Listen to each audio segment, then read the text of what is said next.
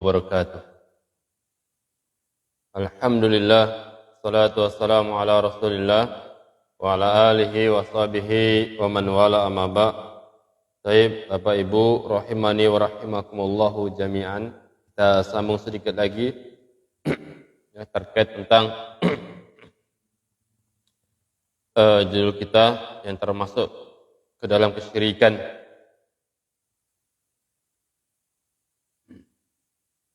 Kemudian beliau Syekh Muhammad bin Abdul Wahhab membawakan dalil yang ketiga.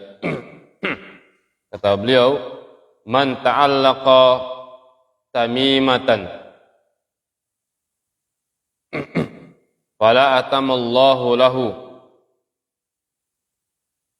Siapa yang menggantungkan tamimah. Tamimah ini jimat.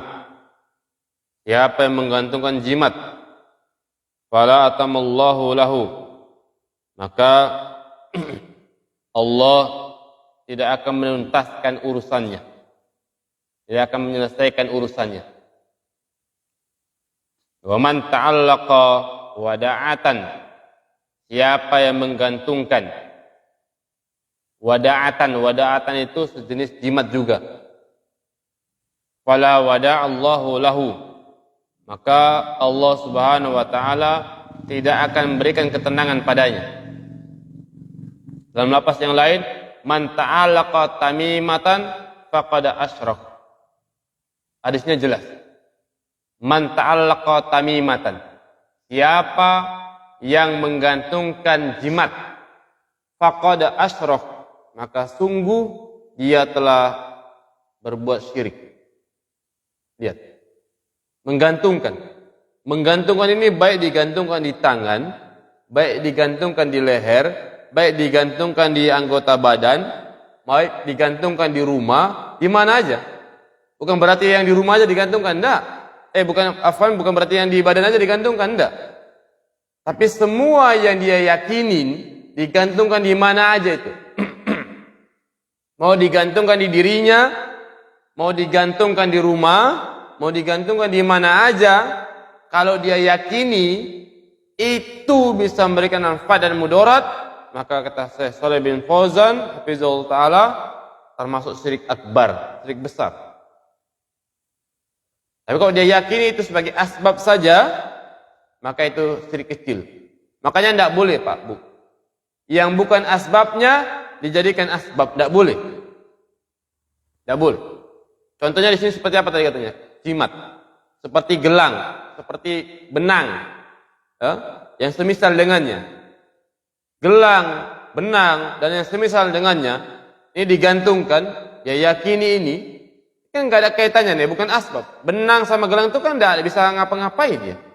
Benang itu bisa untuk jahit, iya kan? Iya, ya, pakaian yang koyak misalnya. Gelang itu, makanya orang pakai gelang ini bisa hukumnya haram, bisa masuk syirik besar, bisa masuk syirik kecil, bisa jadi perhiasan boleh, ya kan? Kalau dia pakai gelang ini sebagai niat, sebagai perhiasan, boleh enggak? Boleh, ya kan? Cincin dia pakai, khotam dia pakai. Kalau dia niatkan sebagai perhiasan, boleh enggak? Boleh. Baik laki-laki maupun wanita, ya, yang penting laki-laki enggak emas saja dia, boleh. Tapi kalau cincin ini dia pakai, dia jadikan asbab bisa memberikan manfaat atau mudarat, maka dia jatuh ke dalam syirik apa? Kalau dia jadikan asbab sebagai jatuh ke dalam syirik apa? Kecil. Kalau dia yakini cincin yang dia pakai bisa memberikan manfaat dan mudarat, maka jatuh ke dalam syirik. Bisa membedakan Pak. Apapun yang kita yakinin atau apapun yang diyakini oleh seseorang, tapi itu bukan asbabnya, dia yakin yang mendatangkan manfaat, mudarat, yang bisa menghilangkan segala sesuatu ini Allah, tapi dia jadikan itu sebagai asbab, padahal itu bukan merupakan asbab, maka dia jatuh ke dalam syirik kecil, apapun dia. Kalau dia yakini benda itu, sesuatu itu yang dia yakini, itu bisa memberikan manfaat dan mudarat, maka jatuh dia ke dalam syirik besar. Itu perhatikan. Karena hanya kata Syekh Shalih Fauzan begitu. Idza i'tiqadu anna hadha asbab li raf'il bala atau daf'ihi fa hadha syirku asghar. Apabila dia berkeyakinan kalau benda ini sebagai asbab, dia yakin yang menurunkan bala Allah, yang mendatangkan bala Allah ini sekedar asbab saja, maka kata beliau ini termasuk syirik kecil. Kenapa syirik kecil? Li'anna Allah lam yaj'al hadhihi asbaban. Karena Allah tidak menjadikan benda ini sebagai asbabnya. Paham? Sama seperti Pak. Kalau seperti ini gini Pak, gimana? Syirik enggak ini? Masya Allah ini panas sekali kita nih hari ini. Kemudian kita hidupkan kipas angin. Kita bilang, nih, ada kipas angin, alhamdulillah, jadinya dingin kita. Syirik enggak ini? Hah? Kenapa enggak? Iya, karena ini asbabnya benar. Ya kan? Panas sekali. Kita hidupkan AC. Hidupkan AC lah supaya dingin. Berarti kan kita meyakini kan? Yang membuat dingin apa? AC kan? Yang membuat dingin apa? Kipas. Kan begitu kan? Antum kalau kepanasan apa yang antum hidupkan? Kipas angin. Kalau antum kepanasan apa yang antum hidupkan? AC bagi yang punya AC, ya kan? Kemudian kan pasti kan antum berkeyakinan begitu hidupkan kipas angin, hidupkan AC kan jadinya dingin kan? Boleh enggak ini? Boleh. Karena memang ini asbabnya. Paham, Pak? Paham ya? Tapi kalau kita yakini misalnya kita ini enggak punya uang, ya kan? Kita ini ada masalah ini, masalah. Kita hidupkan kipas angin. Kita berkeyakinan kipas angin ini sebagai asbab menghilangkan masalah kita. Boleh enggak ini? Masuk ke dalam syirik mana ini? Kecil. Supaya lebih paham kita. Kita punya masalah ini. Kita enggak ada uang, minta uang. Kita berkeyakinan ini kita hidupkan kipas angin. Begitu kita hidupkan kipas angin, maka kipas angin ini bisa menyelesaikan masalah, bisa menyelesaikan menolak bala misalnya. Jatuh ke dalam syirik apa ini? Besar. Karena kita berkeyakinan dia yang mendatangkan manfaat mudarat. Paham? Sehingga begitu. Bisa jatuh ke dalam syirik besar, bisa jatuh ke dalam syirik kecil, bisa boleh. Begitu dengan keyakinan-keyakinan yang lainnya. Makanya kan Islam mengajarkan nggak boleh mengatakan lau-lau, andaikan. Nggak boleh kan? Dilarang itu. Makanya nggak bisa. Nggak boleh. Contohnya banyak, Masya Allah, luar biasa contohnya ini. Makanya orang keyakinan ini Pak. Bisa dia jatuh ke dalam syirik kecil, bisa jatuh ke dalam syirik besar. Makanya kemungkaran yang paling mungkar itu adalah apa? Syirik. Dosa besar yang paling besar apa? Syirik. Kemaksiatan yang paling maksiat apa? Syirik. Syirik ini puncaknya ini. Syirik besar. Sebesar-besarnya syirik kecil, itu dosa besar itu. Syirik kecil itu dosa yang paling besar. Syirik kecil, bagaimana dengan syirik besar? Makanya orang yang melakukan syirik besar dan syirik kecil tidak diampuni Allah, tidak akan diampuni Allah. Kalau dia nggak taubat, tidak diampuni. Walaupun syirik kecil, walaupun syirik kecil, hatta syirik asghar, tidak diampuni Allah. Yang ada kemungkinan diampuni Allah itu dosa. Paham? Kalau syirik, diampuni. Makanya orang yang berbuat syirik akan Allah masukkan ke dalam neraka itu. Makanya harus taubat. Syirik ini. Makanya hati-hati. Makanya kalau antum, kita semua sayang sama anak, sayang sama istri, sayang sama keluarga, tatkala mereka melakukan kesyirikan, maka cegah dia. Sebagaimana Rasulullah tadi melihat ada sahabat yang pakai gelang, ditanya, "Untuk apa gelang ini?" Sahabat, "Untuk penangkal." Kata Rasulullah, "Inzakha." Buka gelang. Kau lepaskan gelang. Lepaskan. Rasulullah larang. Tanda sayangnya Rasulullah pada para sahabat, pada umatnya ini. Begitu. Tidak boleh. Karena hadisnya jelas nih. Man ta'allaqa tamimatan faqad asyraq. Itu masalahnya. Siapa yang menjadikan jimat itu pas sesuatu yang digantung, faqad asyraq, maka dia sungguh telah berbuat syirik. Itu. Apa aja yang digantung? Apa aja. Ini luar biasa, hati-hati. Karena itu wahai ikhwah rahimani wa rahimakumullah, makanya macam-macam syirik kecil ini banyak. Syirik besar pun macam-macamnya banyak. Insyaallah akan kita lewati nanti insyaallah pelan-pelan. Macam-macam syirik besar, macam-macam syirik kecil, ini banyak. Kita keyakinan. Jadi apapun dia, yang itu bukan merupakan asbab, kita jadikan itu asbab, maka nggak boleh. Nggak boleh. Kalau saya, misalnya Pak, atau ada seorang berkeyakinan, Masya Allah lapar kali ya, kemudian dia makan yang dijadikan asbab. Kalau gitu saya beli makanan lah. Ini makanan ini merupakan asbab ini, menghilangkan lapar. Boleh tidak ini? Boleh? Kenapa boleh? Iya, karena memang menghilangkan lapar itu makan, menghilangkan haus minum. Itu dia. Itu asbabnya boleh. Begitu kan? Iya.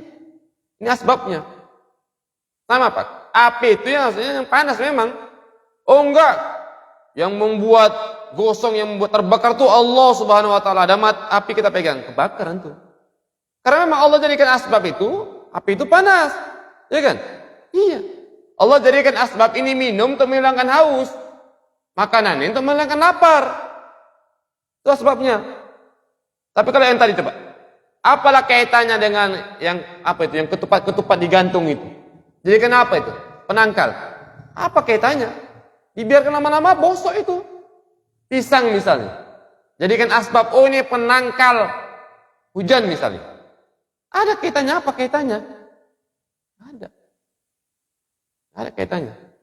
Ya. Apalagi misalnya, cabai. Apa kaitannya cabai sama panas misalnya? Nggak nyambung itu. Atau apa misalnya? Yang semisal dengannya.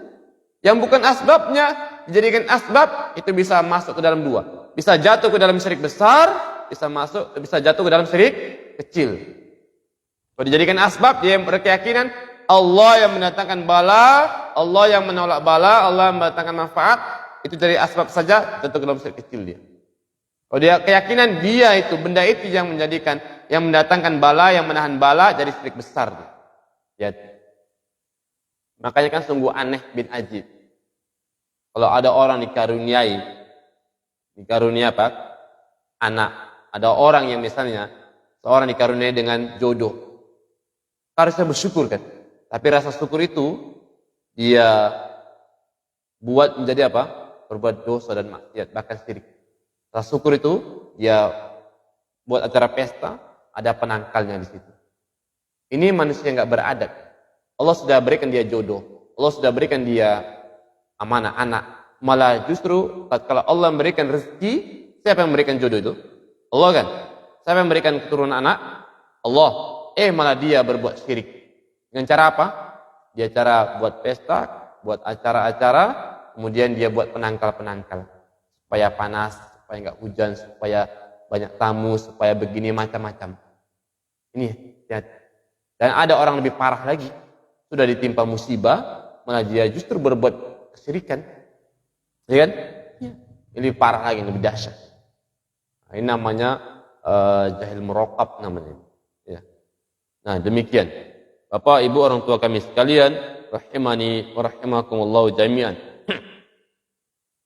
Makanya, sebagai penutup, beliau membawakan dalil, wa ma yu'minu aksaruhum. Ini Quran surat Yusuf ayat 106. Wa ma yu'minu aksaruhum billahi illa wa hum musyrikun. Sebagian besar dari mereka itu tidak beriman kepada Allah, melainkan dalam keadaan mempersekutukan Allah. Ini artinya kebanyakan manusia ini dia tahu yang menciptakan Allah, tahu dia menghidupkan Allah, semuanya ini Allah, tapi malah justru dia tidak beriman. Kenapa? Dia malah justru melakukan kesyirikan. Illa wa hum musyrikun. Malah justru mereka melakukan kesyirikan. Ini hati-hati. Banyak orang-orang yang dianggap itu dia mengucapkan syahadat la ilaha illallah, syahadu anna Muhammad Rasulullah, Islam, tapi dia melakukan kesyirikan, maka bisa batal keislamannya. Ya. Makanya hati-hati, perkara ini perkara yang penting. Jadi syirik kecil itu bukan ria saja, bukan. Seperti yang tadi kita yakin bukan asbab, kita jadikan asbab, kita tuh dalam syirik kecil. Nah kita yakinnya jatuh dalam syirik besar. Makanya hati-hati. Ini kata Allah, wa may yu'min aksaruhum. Sebagian besar. Lihat, sebagian besar. Berarti ya sebagian banyak manusia ini yang melakukan kesyirikan. Ya. Kecil sedekah. Makanya Pak, disebutkan di hadis itu kan, umatnya Rasulullah terpecah menjadi salah sahabat firqah kan, 73 golongan kan. Berapa yang selamat itu? Berapa golongan? Yang 72 atau yang satu? Yang satu. Menunjukkan banyak atau sedikit? Yang selamat tadi banyak sedikit? Sedikit. Bayangkan 73 lawan 1. Ya kan? Itu masih umatnya Rasul enggak itu yang 73 itu? Masih umatnya Rasul. Umatku terpecah, umatku. Berarti masih umatnya Rasulullah. Ya. Masih apa? Selamat. Tapi terpecah, tidak selamat. Yang selamat satu. Berarti sedikit yang selamat. Yang banyak itu tidak selamat. Makanya Pak, sedikit orang yang masuk surga secara langsung. Makanya berat, besar tantangan risikonya dan besar cobaannya. Siapa yang mau masuk surga secara langsung, tinggalkan perbuatan syirik baik besar maupun kecil. Tinggalkan. Kalau masih dia mati, masih membawa noda-noda kesyirikan walaupun kecil, dia akan transit ke neraka. Kalau dia mati tidak bertobat, dia tidak bisa masuk surga secara langsung. Makanya hati-hati. Kan gara-gara kamu kan jadinya, gara-gara kamu pula jadinya, gara-gara dia. Berarti dia seolah-olah bisa mendatangkan manfaat dan mudarat. Kalau kita yakini dia menyebabkan syirik besar, Pak, hati-hati. Kalau kita yakin yang mendatangkan manfaat Allah, tapi gara-gara dia, tengok sebabnya betul nggak dia sebagai asbab. Kalau enggak, hati-hati, bisa bahaya gitu. Bisa jatuh ke dalam kesyirikan. Kalau sudah jatuh ke dalam kesyirikan, walaupun syirik kecil, gak akan bisa masuk surga secara langsung. Makanya sedikit kali orang masuk surga secara langsung. Ya, makanya ini perlu diperbaiki. Keyakinan seperti ini. Supaya bagaimana kita berusaha, kalau bisa mati kan langsung masuk surga kan. Itu usahanya, itu cita-cita tertinggi. Cita-cita yang paling tertinggi. Bagaimana masuk surga secara langsung. Manusia yang paling beruntung itu kalau bisa masuk surga secara langsung. Makanya rajin-rajin berdoa. Allahumma inni as'aluka jannata firdausa bighairi hisab wala azab. Ya Allah, masukkan hambamu ke dalam surga Firdaus tanpa dihisab, tanpa diazab. Rajin-rajin doa dan rajin-rajin amalkan. Ya, demikian. Bapak Ibu, orang tua kami sekalian, rahimani wa rahimakumullahu jami'an. Nah, inilah pembahasan kita. Silakan kalau ada yang mau bertanya terkait dengan ini atau semisal dengannya, silakan. Tafadhol. 6.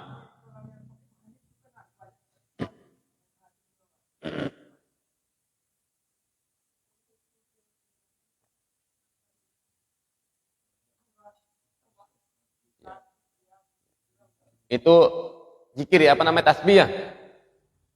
Apa? Iya. Iya, sama Pak. Iya. Kata iya. Lihat. Coba tanya. Sakitnya dia sakit apa? Misalnya sakitnya sakit apa misalnya? Bagian dalam. Dia jadikan itu. Kalau itu bukan asbabnya, maka dia jatuh ke dalam bisa syirik besar, syirik kecil. Tidak ada kaitannya itu. Tasbih-tasbih, ya, gelang-gelang, tidak ada kaitannya, tidak ada hubungannya itu. Tidak ada. Makanya tadi, kata Rasulullah, man ta'allaqa tamimatan. Siapa yang menggantungkan jimat? Kan digantungkan itu. Digantungkan di leher, digantungkan di tangan, digantungkan di kaki. Iya. Iya. Rasulullah lihat sahabat digantungkan gelang, nggak pakai gelang. Kata Rasulullah, untuk apa ini? Untuk menangkal bala. Kata Rasulullah, inzaha, lepaskan dia. Tidak boleh. Tidak ada. Kalau kita penyakit sakit apa? Kita sakit ini jasad Pak. Maka Allah sudah merintahkan kita untuk ke dokter. Berdasarkan apa dalilnya? Fas'alu ala zikri in kuntum la ta'lamun. Kalau kamu itu nggak tahu, tanya sama ahlinya. Ini tubuh kita, jasad ini, kalau sakit luka kena bacok, misalnya sakit ini, ya ahlinya siapa? Dokter, ya berobat ke dokter. Berobat ke dokter. Kalau misalnya kesurupan ya diruqyah. Ada ruqyah syar'i. Iya, silakan. Baca kursi, 3 kul, Al-Fatihah dan seterusnya. Maka ini tidak ada kaitannya. Ini hati-hati. Ini bisa jatuh ke dalam syirik. Orang sakit kemudian pakai gelang, oh supaya hilang. Coba tengok, kalau dia yakin gelang ini yang menghilangkan penyakitnya, Jatuh ke dalam syirik apa ini? Hah? Dia yakin gelang ini bisa menghilangkan penyakitnya. Jatuh ke dalam syirik apa ini? Besar atau kecil? Besar. Dia yakin dia punya sakit, dia pakai gelang. Saya yakin Pak, yang menghilangkan penyakit ini Allah, tapi dia pakai ini. Sementara ini bukan asbab. Jatuh ke dalam syirik apa? Kecil. Bisa membedakan kan? Hati-hati. Yang bukan asbabnya dibuat asbab. Lihat. Baik. Nah, enggak boleh.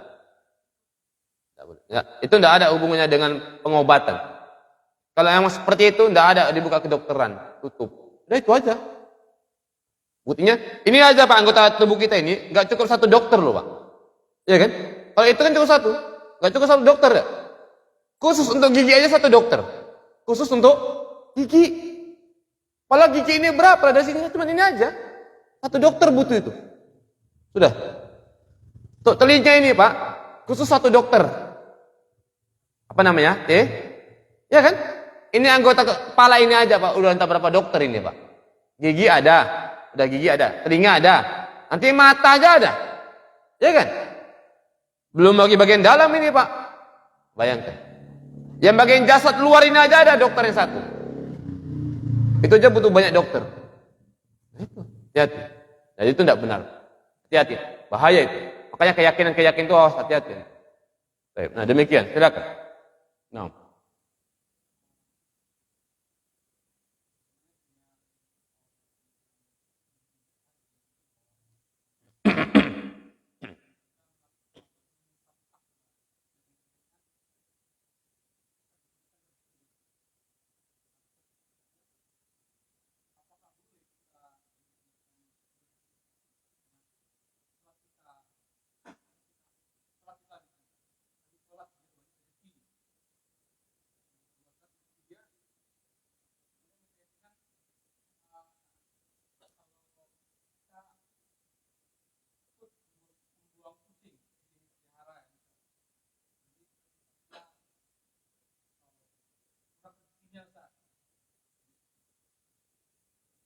Baik.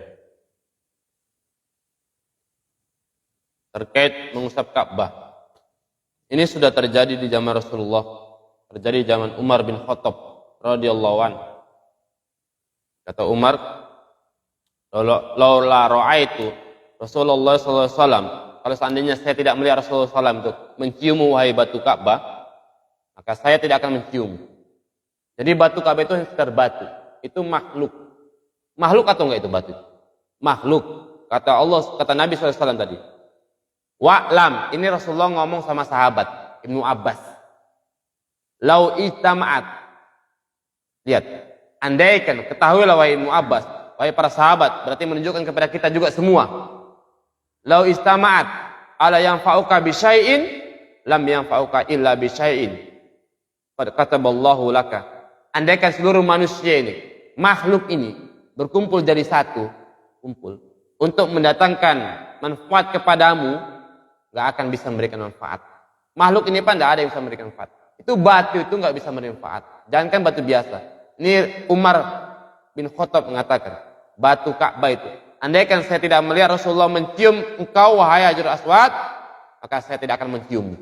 Berarti menunjukkan batu ini ada manfaatnya enggak? Artinya bisa bermanfaat enggak? Tidak. Kalau ada manfaatnya kan dilakukan oleh sahabat semua kan? Cuma karena Rasulullah mencium, cium. Itulah itibatnya itu. Gak pernah tanya-tanya. Kenapa begini? Ya udah buat aja. Kenapa sholat 3 rakaat? Udah buat aja 3 rakaat. Kenapa sholat Isya 4 rakaat, sholat subuh 2 rakaat? Kok beda-beda? Samakan semua kenapa? Itulah. Jadi begitu. Kalau yang datangnya dari Allah, datangnya dari Rasul, itu tidak apa-apa, nggak usah pernah ditanya. Saya tanya. Tapi kalau datangnya dari antum, tanya. Ya, kenapa antum melakukan begini? Tanya. Tapi kalau Allah sudah melarang, Allah melarang khamar. Udah. Allah melarang makan B2, udah nggak usah ditanya lagi, udah jelas itu. Dilarang. Gitu. Ya. Jadi tidak ada. Jadi batu itu termasuk makhluk. Tidak bisa memberikan manfaat dan mudarat. Yang bisa mendatangkan manfaat dan mudarat adalah siapa? Allah. Yang pertama. Yang kedua, sholatlah supaya mendatangkan apa? Rizki. Boleh enggak? Sekarang sholat itu sebagai asbab enggak mendatangkan rizki. Sholat. Kalau dia mendatangkan sebagai asbab maka boleh. Kalau dia bukan menjadi asbab, maka tidak boleh. Dia bisa jatuh ke dalam syirik kalau misalnya jadi asbab. Kata Allah, yang mendatangkan rezeki itu bertakwa kepada Allah Subhanahu wa taala. Apa? Bertakwa. Takwa itu salah satu ciri orang bertakwa apa? Salat. Wa may yattaqillaha yaj'al lahu makhraja wa yarzuqhu min haitsu la yahtasib. Siapa yang bertakwa kepada Allah Subhanahu wa taala, maka Allah akan berikan jalan keluar dari semua permasalahan dia. Dia ada masalah, salat, Allah berikan jalan keluar. Dan Allah akan berikan rezeki dari cara yang tidak disangka-sangka. Kata Allah dalam ayat yang lain, wasta'inu bisabri. Apa sambungannya? Wasta'inu bisabri wassalah. Cari pertolongan Allah dengan sabar dan salat. Berarti boleh. Paham? Allah yang menyuruh kita untuk sabar dan salat. Ya, orang yang sabar, orang salat kan berarti kan ciri-ciri orang bertakwa ini kan? Kalau dia sudah berciri orang bertakwa laksanakan ini, akan Allah turunkan rezeki. Sama Pak. Ustaz, bagaimana caranya supaya kalau kita banyak istighfar, supaya murah rezeki atau lancar rezekinya, saya rajin istighfar. Boleh enggak? Syirik apa enggak itu? Hah? Hah? Iya, makanya pertanyaan saya, aduh rezeki saya kayaknya agak seret ya. Supaya lancar rezeki saya banyak istighfar lah. Astagfirullahaladzim. Astagfirullah. Boleh enggak itu? Boleh, karena Allah yang memerintahkan. Jadi semua yang Allah perintahkan, apa yang diperintahkan Allah dan Rasulnya, maka boleh kita melakukan hal itu. Fastaghfiru. Banyak istighfar itu dalam juz 9 itu. Kita suruh banyak istighfar, maka Allah akan berikan rezeki. Boleh. Boleh. Kita mohon maaf bagi orang yang belum dikaruniai anak. Banyak-banyak untuk istighfar. Iya. Jadikan asbab itu. Boleh, boleh. Karena Allah yang menyuruh. Jadi apa yang Allah suruh, apa yang Allah iming-imingkan, yang Allah dan Rasulullah iming-imingkan, boleh itu kita jadikan asbab. Boleh, tidak apa-apa. Nah ya, begitu. Baik, ini yang kedua. Kemudian yang ketiga. Buang kucing. Kalau kucing yang ketabrak, luar biasa penghormatannya. Tangkap, pakai kain kapan, dibumikan. Kalau orang yang ketabrak, tinggal lari. Betul kan? Iya, antum nabrak orang atau ada orang nabrak, tinggal lari. Kenapa? Takut perkara, ini duit ini. Apalagi dekat kantor polisi, udah. Habis nih. Iya kan? Padahal antum lari, di dunia bisa lari. Di akhirat tidak bisa lari antum. Habis antum di akhirat. Pahala antum untuk dia. Ya. Gak cukup, bisa dosa dia untuk kita. Gawat. Kucing, luar biasa. Nah, kalau dia yakini, tabrak kucing, harus dibungkus, harus dikubur, segala macam. Kalau enggak, bisa dapat sial. Kalau dia yakini ini, kucing itu bisa membawa mudarat, jatuh ke dalam syirik apa itu? Hati-hati. Itu kaidahnya supaya tadi sudah hafal. Kok dia yakin? Banyak nggak orang yakin sebenarnya? Banyak. Bahkan kadang-kadang ada orang lewat rel kereta api, klakson, tetet, klakson. Itu bisa syirik, bisa boleh. Iya kan? Boleh kalau kita klakson, pas ada orang di situ kita mau lewat ya kita klakson. Paham? Di kereta api ada orang duduk, ya kan? Kita mau lewat, kemana? Enggak mungkin kan? Kita mau bengok kan? Klakson, tetet, boleh. Niat kita supaya dia minggir. Tapi kalau kita klakson, tetet, supaya apa? Supaya enggak ada bala, ada ini segala macam, bisa jatuh ke dalam syirik kan? Hati-hati. Ya kan? Iya. Atau misalnya lewati jembatan, atau misalnya nyebrang lewati pohon besar, klakson, tetet, pohon nggak bisa ngapa-ngapai Pak. Bapak singso tumbang pohon itu. Bapak bakar malah habis dia, ya kan? Kuatan lagi antum ketimbang pohon itu. Ya, hati-hati. Jadi ini orang yang buang kucing, oh kalau misalnya buang kucing, kalau nggak buang begini begitu datangkan bala, ini bisa jatuh ke dalam syirik. Itulah yang bahaya Pak. Bahaya itu. Bahaya. Nah, hati-hati. Demikian, ya. Jadi harus kalau antum nabrak kucing, mau antum kuburkan silakan. Silakan. Boleh enggak? Kita nabrak binatang, ketabrak binatang itu mati binatang itu. Kita kuburkan boleh enggak? Ya boleh, enggak apa-apa, enggak dikuburkan malah bau bangkai jadi. Iya kan? Dikuburkan supaya hilang bau bangkainya kan? Malah bagus. Tidak apa-apa. Tapi jangan ada keyakinan. Itu masalahnya. Makanya perkara keyakinan Pak, ibadah yang paling besar yakin ini. Makanya itu, hati-hati. Kalau kita masih ada noda-noda kesyirikan dalam hati kita, ada keyakinan begini begitu, itu akan peluang kecil untuk masuk surga secara langsung. Kalau nggak masuk surga secara langsung, berarti akan transit, dia akan neraka. Masalahnya nggak tahu berapa lama. Itu masalahnya. Walaupun syirik kecil, ada keyakinan. Jangan ada keyakinan. Itulah, makanya kita ngaji nih, mau menghilangkan keyakinan yang seperti itu. Bagaimana kita mati udah nggak ada keyakinan seperti itu. Yang merimfat Allah, beri mudarat Allah, gitu. Tapi jangan salah ya, karena ada sebagian manusia yang salah kaprah. Memberikan manfaat Allah, yang memberikan Allah, udah, kita nggak usah kerja, duduk aja di rumah. Datang rezeki Allah yang datangkan. Emang asbabnya datang rezeki itu duduk di rumah tuh, betul nggak itu? Ya kan? Nggak usah buka toko, udah, tenang, kita di sini aja. Udah, ayo sama saya, dakwah kita. Hati-hati. Oh, tidak bisa. Yang datang yang buat ini Allah mudarat Allah, udah sakit tidak berobat. Nah, siapa yang menyembuhkan? Allah. Yang buat sakit siapa? Allah. Berobat dosa. Kalau tadi kan sembuh itu. Betul itu. Malah antum bertentangan dengan firman Allah. Ya kan? Kita sakit dibiarkan berarti menjatuhkan diri ke dalam kebinasaan. Pak, gimana Pak? Gimana dia? Sakit. Sakit Bang? Iya sakit. Ayo, kata istrinya, ayo Bang kita berobat. Yang memberikan sakit Allah, yang menyembuhkan Allah. Jadi nggak berobat, nggak usah berobat, ninggalan tuh. Bisa jadi ninggalan tuh, ya kan? Ini ada pemahaman seperti itu kan? Semuanya Allah, Allah yang maha kuasa, Allah yang begini, Allah yang begitu. Tidak mau dia. Hanya hati-hati dengan pemahaman seperti itu. Kalau seperti itu Pak caranya, Rasulullah kenapa berobat? Ya kan? Diobat, sahabat-sahabat yang luka diobati.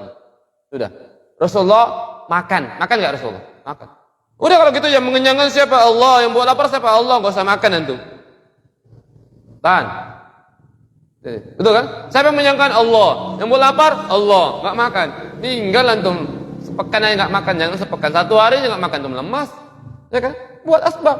Ini ada pemahaman seperti ini. Ada enggak? Ada. Hati-hati antum. Makanya. Ya. Jangan sering duduk.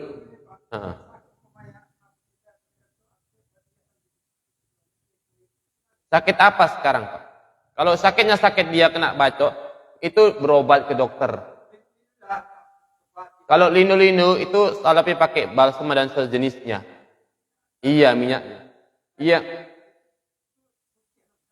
Yang ada itu zikir dia Pak. Kalau badan kita capek-capek, itu ada zikir. Ya sebenarnya zikir Fatimah itu. Ketika Fatimah ngolah gandum, sudah capian, Fatimah minta pembantu, minta ada orang yang supaya bantuin. Rasulullah, maukah saya berikan yang lebih baik daripada itu? Maka suruh zikir 33, Subhanallah 33, Alhamdulillah 33, Allahu Akbar 30, 3 itu dengan la ilaha illallah wa la syarika lahu. Itu boleh diucapkan seluruh badan, akan mudah. Bisa, boleh. Karena Rasulullah yang mengajarkan sebabnya itu. Begitu. Tapi kalau kena bacok, nak bacok kita bacakan Alhamdulillahirabbil rahmanirrahim, tutup. Nah, itu sulap tuh Pak. Ya, nak bacok berobat antum dijahit. Nah, ya. Jadi jadikan asbab yang itu memang betul asbab. Kalau enggak boleh. Paham Pak ya? Nah, demikian wallahu taala alam. Kalau ada silakan, kalau enggak ada kita tutup. Bapak Ibu, demikian mudah-mudahan Allah Subhanahu wa taala berikan pemahaman kepada kita, hidayah dan taufik atas apa yang kita sampaikan. Dan mudah-mudahan kita berdoa kepada Allah Subhanahu wa taala, Allah Subhanahu wa taala hilangkan noda-noda kesyirikan dalam diri kita, supaya kita paham, terhindar dari perbuatan-perbuatan syirik, baik syirik besar maupun syirik kecil, karena ini adalah perkara-perkara yang sangat dahsyat. Makanya dakwah para nabi alaihissalam, para rasul, itu dakwanya dakwah tauhid, yaitu tauhid itu dia ke syirik itu, menghilangkan syirik itu. Hati-hati. Kan ini dakwah Rasul. Ya makanya ada yang mengatakan dakwah Rasul itu tauhid itu di Mekah, di Madinah enggak. Ini enggak benar ini. Enggak benar. Dakwah tauhid itu di Mekah, di Madinah. Ya, dari diutusnya awalnya Rasul sampai meninggalnya. Dakwah Rasul tentang tauhid ini, tentang keyakinan-keyakinan. Dan banyak lagi contoh syirik kecil nanti insyaallah akan kita bahas. Bukan sekedar ini aja, masih banyak lagi. Yang itu butuh waktu dan mudah-mudahan Allah Subhanahu wa taala berikan kita luang waktu. Subhanakallahumma bihamdika asyhadu an la ilaha illa anta astaghfiruka wa atubu ilaik. Wassalamualaikum warahmatullahi wabarakatuh.